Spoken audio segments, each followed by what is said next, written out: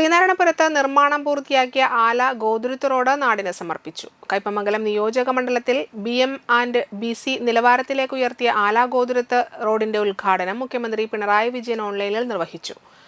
കേരളത്തിലെ വിവിധയിടങ്ങളിൽ നിർമ്മാണം പൂർത്തീകരിച്ച റോഡുകളുടെ ഉദ്ഘാടനവുമായി ബന്ധപ്പെട്ട് സംസ്ഥാന തലത്തിൽ സംഘടിപ്പിച്ച പരിപാടിയിലാണ് ആല ഗോതുരുത്ത് റോഡിന്റെ ഉദ്ഘാടനവും നിർവഹിച്ചത്. പൊതുമരാമത്ത് ടൂറിസം വകുപ്പ് മന്ത്രി PA മുഹമ്മദ് റിയാസ് സംസ്ഥാനതല ചടങ്ങിൽ അധ്യക്ഷത വഹിച്ചു.